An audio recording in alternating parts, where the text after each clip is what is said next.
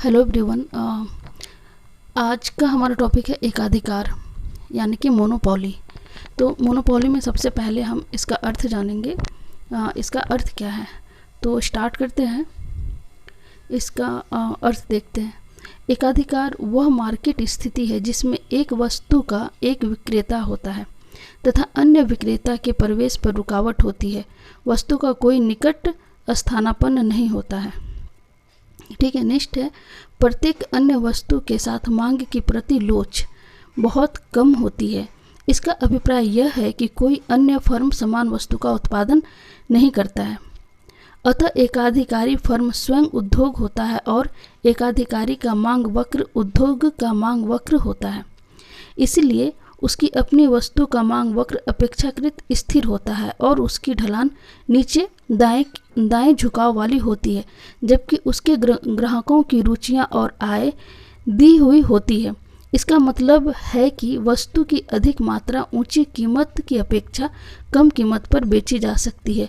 वहीं कीमत बनाने वाला है जो अपने अधिकतम लाभ के लिए कीमत तय कर सकता है।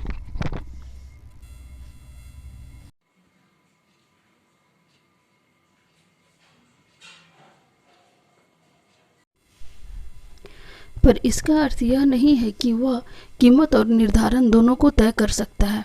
वह दोनों में से कोई एक बात कर सकता है। जब वह एक बार अपने उत्पादन के स्तर को चुन लेता है तो उसकी कीमत को उसका मांग वक्र निर्धारित करता है, या जब वह अपनी वस्तु की कीमत निर्धारित कर देता है तो उसके उत्पादन का स्तर इस बात से निर्धारित होता है कि उपभोक्ता उस कीमत पर वस्तु की कितनी मात्रा खरीदेंगे। स्थिति कुछ भी हो, एकाधिकारी का मुख्य उद्देश्य यह होता है कि वह अपने लाभ को अधिकतम बनाए रखे। अब देखते हैं एकाधिकार के स्रोत और प्रकार। एकाधिकार के स्रोत और प्रकार। एकाधिकार के जो है अनेक स्रोत हो सकते हैं और इसके कई प्रकार हैं। पहला है पेटेंट अधिकार। सरकार द्वारा एक फर्म को अपने आविष्कार को बनाने, प्रयोग करने अथवा बेचने का पेटेंट अधिकार है। दूसरा, कच्चे माल पर नियंत्रण का अधिकार। एकमात्र उत्पादन प्रक्रिया के लिए एक महत्वपूर्ण अधिकार है कच्चे माल पर नियंत्रण करना। तीसरा है प्राकृतिक एकाधिकार।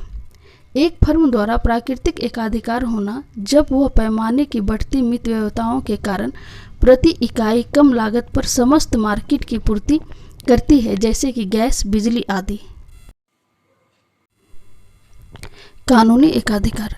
सरकार अपने नियमन यानी कि रेगुलेशन के अंतर्गत कार्य करने हेतु एक निजी फर्म को एकमात्र अधिकार प्रदान करती है। ऐसे निजी स्वामित्व और सरकारी नियमन एकाधिकार अधिकतर सार्वजनिक उपयोगिता में पाए जाते हैं, जिसे कानूनी एकाधिकार कहते हैं, जैसे कि परिवहन, संचार आदि में। नेक्स्ट है स्वामित्व और नियमन एकाधिकार। सरकार द्वारा स्वामित्व और नियमन एकाधिकार हो सकते हैं, जैसे डाक सेवाएं, नगर पालिका के अंतर्गत जल और मल व्यवस्था आदि। एक फर्म की लाइसेंस। सरकार केवल एक फर्म को लाइसेंस प्रदान करती है और विदेशी प्रतिद्वंदियों से संरक्षण प्रदान करती है। इसके अलावा सरकार केवल एक फर्म को लाइसेंस प्रदान कर सकती है और विदेशी प्रतिद्वंदियों से संरक्षण प्रदान करती है, और एक वस्तु का एकमात्र उत्पादक नई फर्मों के प्रवेश को रोकने हेतु सीमा कीमत निर्धारण नीति जो है वो अपनाते हैं।